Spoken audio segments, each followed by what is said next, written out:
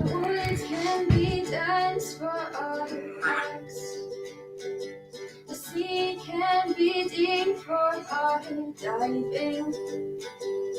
Hope comes and stops us in our tracks. Bravely we prove in our striving, trudging together each day. Where there's a will, there's a way. Hello, good afternoon. Yeah, I'm going to need to get a bigger screen. Working on my new laptop here. And I can tell you now, this is 10 times better. It's things are actually working. Before I kind of had to push things to get them to work and do workarounds and stuff.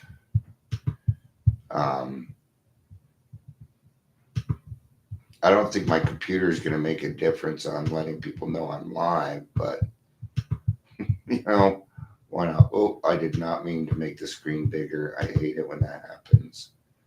All right, so what I'm going to do. All right, that's all right. That's just that page, so we'll just go here. All right, move this over to chat. I'm going to enter full screen because it's kind of hard for me to see. All right. Whoop! See, we're still getting stuff set. So here we are. I did have this set up right, but all right. There we are, man. All right. Kind of cool. It doesn't have enough of those, but now my upload and my download are kick-ass. They're kick-ass. I don't like this. I'm going to escape this. Escape. So I think I'm going to grab a TV, a small TV, put it here, put that in so I can. And then that has got a microphone on it. So I'll figure it out. I may have to do some switching around for some things, though. But this will never, ever make it to, well, it might go to the club, but it won't be used for club stuff. It's my podcasting work computer. Thank you for everyone that has supported me. In this case, it would be my wife. Welcome to the Daily Trudge. My name is Dion. I'm going to be your host today. Now is a good time to make an announcement that if you ever want to come on and co-host with me, you're always welcome. I know I do these at odd times, but if you set a time with me, there's a great chance I'll make it because I'm not going to set up a time where I can't make it, But I'm happy to do those things, but you got to commit. Yeah, commitment. If you're here, please say hello, whether you're watching the live or the rewatch. I wouldn't mind knowing today because I'm on a new computer. I don't think that my computer is going to make it to where other people are going to be able to see me. But you never know because it latency and all this other crap. I'm just going to get rid of Facebook because it's all big right now. All right. I have a reading for this. It's out of Hazelden Literature today.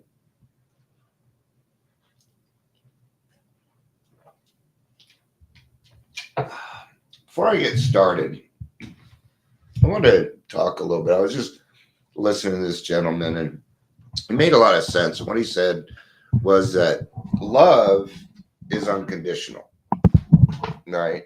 See how the lighting's changed now that everything's kind of moved? I'll have to fix that. But relationships are conditional. Yeah.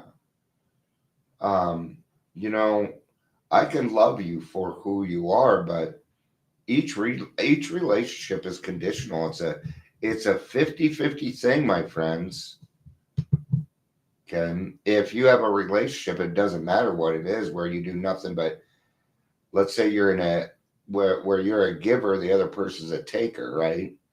Well, you're gonna both need to balance out, because you may be giving and giving and giving, but this person isn't taking. Or what can be even worse is this: both sides are giving all the time. That's when you'll hear an argument like, I do nothing but give to you. Well, that's exactly how the other person feels also. Hi Patricia, it's good to see you. This is my new laptop. Yeah, I know you can't tell the difference, but well, maybe the video seems to be a little bit better, but that's probably just on my side. So, but you know, excuse me. So in that case, yeah, both sides would feel unloved. They would feel unappreciated. Bat mom, I do need to make this big screen because it's hard for me to see those.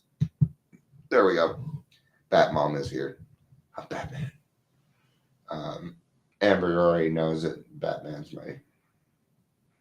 If I had to pick a favorite superhero, it's Batman. Okay, Batman's my favorite DC, right? And my favorite Marvel is Spider-Man. Yeah. Now, when I dream, I actually dream that I'm Spider-Man who can fly. Also, it's cool. It's cool. Anyway, good to have you back, Mom. The way you've been going the last couple days, fuck yeah. Uh, you know, I have my grandkids. They've been over for about 24 hours, and I ain't even freaking seen them much. My son took them with my grandson, and every time I'm like, okay, well, I'm gonna go help out and do whatever. They're all having fun. I'm like, I'm not gonna interfere. It's just, it's so.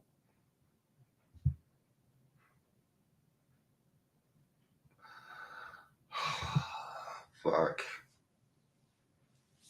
It's just fucking awesome. There was a lot of shit that was going on between, you know how it is. Kids argue, man. And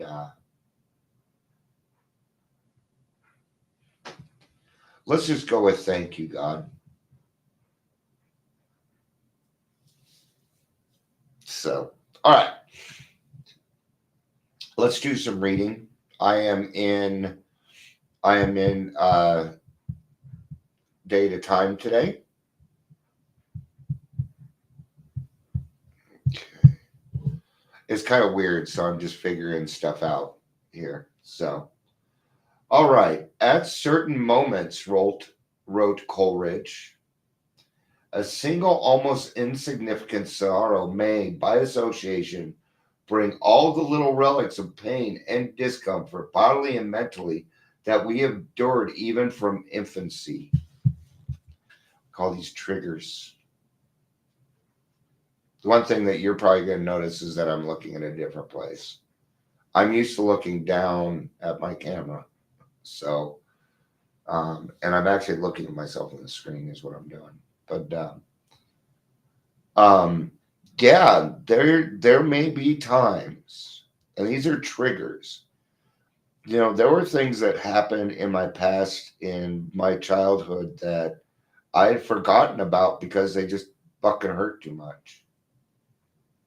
Um, there's one in particular, and I'm not going to talk about. I just don't know if it's true or not. And there's nobody in the family that's going to talk to me about it. No, they're not going to talk to me about it. I'm going to throw on another light. I don't like the new lighting sitch is not happening. Let's see if that helps. Better than going to be. Oh, that made it worse. I got other tricks. I got 4 light sources in here. So try that. I need a light right here, right behind it is what I need. So what I'm gonna do, I'll take my desk out a little bit. I'll put the light there. See, this is all the shit I need to do just to go live and entertain everybody. Well, not entertain, but we have fun sometimes, I guess. So yeah, there'll be times when you might get a flashback. I don't know how you're going to react to it. I did not react very well. I mean, it was sudden. Um, and it may not have the driving force that it did for me. I don't know. Each person's different, right? But if we do some soul searching and we take a look inside, we find, I've still got to get used to staring right at that camera. Maybe what I'll do is put like a picture of my grandchildren right above it. So I can just there and go, whoa, okay. Does it look different when I'm doing this? I am truly curious. I'm going to try this. That's hard to do, man. So, you know, these little things might pop up. And what it'll do is it'll remind you of a series of events that may have happened. Let's kind of get a little bit more deeper into what they're saying. The program doesn't teach us to pretend that hardships and sorrow are meaningless. Yeah. No. You're gonna feel sorrow. It doesn't matter what you do in this life, whether you decide to drink or not. You're gonna feel sorrow. Okay. Because people die, people go away, things happen. You know, you may lose a great friend because they got a job offer, move out of town, or things like this. There's going to be sorrow in your life, and you know, they can't be meaningless. It's got to have some depth and weight to it, right? For it to be, because it's meaningful. Sure, it is. You know, we alcoholics go through a certain anxiety called separation anxiety. We go through it a lot. We're like dogs waiting for our owners to come home, you know, and we don't know when they're going to come home, and time is different for us. And see how it fits. Yeah, we have a lot of different types of anxiety that we go through. But in the beginning, separation anxiety is going to be the biggest one. You are separated from your best friend, being alcohol. You're being separated from your physical friends, from your playmates. Now you're around some other people that you don't really know, and that could be really uncomfortable. Grief really hurts, and so do other kinds of pain. Okay? I mean, you know, everybody grieves differently, and you got to let them have it. There's some people I know. A good friend of mine, her mom died, and she just disappeared for 2 years. But she needed it, man. And I ain't go chasing her and saying you need it or you need to know. Who am I to decide how somebody else is going to grieve? You know, people. You know, sometimes people will call me and say, you know, so and so has passed. The one thing I never ask is how. I never ask. And then I'll talk to the next person. Well, how'd they die? I don't know. What does it matter? It doesn't matter to me. Okay. The fact is that they're gone. Well, if it's suicide, how are you going to think differently of them then? Who cares what it is? Well, I mean, it does matter, but in this sense of saying, no, not really. Not only that, but when somebody has died and they're close to them and you ask how they die, you're just re-traumatizing them. And I cannot do that to my friends. I won't do that to my friends. But now that we're free of our addictions, we have a much greater control over our thinking. I don't know what the fuck they're talking about. Sorry. I get a lot of intrusive thoughts, man. Okay, a lot. So when I said that, my brain goes bullshit. Right? No, but they're right. It's true. I'm a lot better at it. I'm a I don't control my anger. I don't control my anger. I let it go. I I put it somewhere it's where it's more useful. Right? Right. But here's the thing. You know, don't ever tell somebody how to grieve. Don't tell somebody how to, you got to go and do this and you've got to heal. Okay. Well, why can't you just be happy? Why just do it? Wouldn't you just do it? Okay.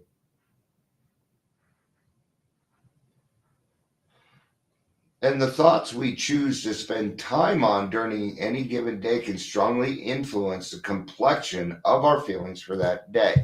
All right. I'll give a good example. Dion, examples? What? See, I'm still looking down. I can't. 4 years of doing something, man. Um,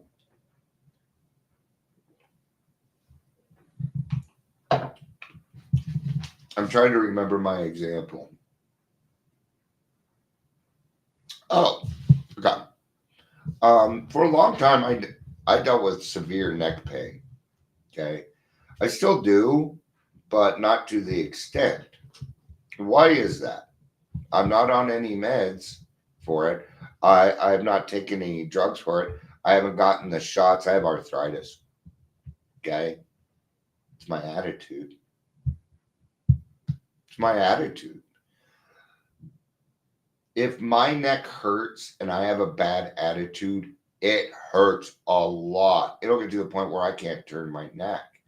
But if I have a good attitude, I tend to stretch, take care of it. Okay. So these little things that we let build up, even though they're emotions, can they seem to hurt me physically, right? Yeah. When it's the same thing as making it harder than it needs to be. It's the same thing. Am I finding different and better ways of using my mind? Yeah, instead of focusing on some bullshit, maybe I can, today I focused my mind on, just picking up little shit around here. And that's all I've been doing. I just been picking up little stuff off the floor. I got the grandkids over, starting a load of towels, just kind of keeping myself occupied. I thought I was going to be hanging out with the kids more, but I want to be available. So I'm cleaning and petting cats. Hmm, you haven't sat in my lap in a minute, bud. Hmm. This is Bastion. I'm Bastion. Have you guys seen Jack yet? I don't think I've shown you Jack. I'll try and find him before I go. May I thank God for the pain, however insignificant, that magnetizes my succession of old hurts into large ones, into large one that I can take out and look at and then discard to make room for new and present concerns. May I thank God for restoring my sensitivity to pain after the numbness of addiction. In the beginning, this sensitivity is going to be way overboard, but it will balance itself out. It does. It balances itself out, right? There was something else that had gone through my head while I was reading that. Oh, God boxes, man. Remind me of a God box. If you have something you're having a hard time letting it go, what you do is grab a piece of paper, you write it down on the piece of paper, and you put it in your God box. Okay, and you leave it there. You do not go through your God box. That's the point. Whatever you're letting go of stays in the God box. People are like, well, do you open it and take it back out? No, that's taking it back. burn it, crumple it up, throw it in the trash. Okay. Pen to paper has power. And then if you put an action behind that, you're reinforcing it in your brain. It works, man. It's cognitive behavioral therapy and it works. Okay. Because what are we doing? We're retraining our brains because we're insane in the membrane. Anyone? Insane in the brain. Today I remember I can thank God for restoring my feelings. Thank God for restoring my right feelings, the feelings that, and thank God for helping me understand that that even though it feels that way, my feelings are not facts. Right? Oh, well, fuck. I want them to be. I do. I want them to be. Because if they were, oh man, I would be so right on everything. But it's not. I didn't want to take responsibility for my triggers. The way I thought about it was, you guys know I'm fucking crazy. Don't poke the bear. Okay, now they weren't poking the bear. I was overly sensitive. That I can change, right? See, that's what's nice. You've made the change from blaming everybody for who you are to, you know what, that person annoys me, and I'm doing it too, so I guess I better change it. Doesn't that sound like an I don't know, easier way of life? Because it is for me. When I can just accept a person for who they are, man. Okay. There's a lot of people in this world that accept me for who I am. Okay. And that's a lot. Like my wife. Woo. There's a lot of women that want to be my girl, but I'm just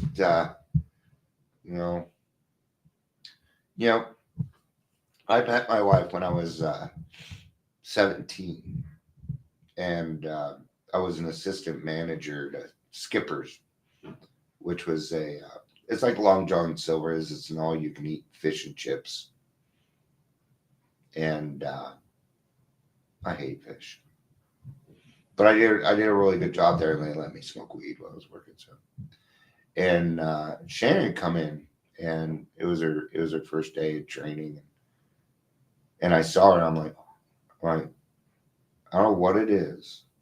I mean, it's not like she wasn't the most stunning girl in the world or anything.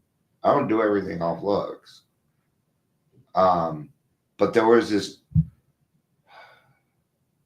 I felt safe around her. That's what it is. I felt safe. And I wanted her in my life. So I asked her if she got on a date with me, and she told me no. Right? And so I stalked her for 3 months. Yeah. Followed her where she lived. I pulled her phone number out of her file. I didn't call it, though. I had her address, but she only lived like 3 blocks away. But, and then we went out, and she was my high school sweetheart. Now we're married we've been back together 13, 14 years now. Right? And there's nobody else in the world that I would rather have be my wife. Mm-mm.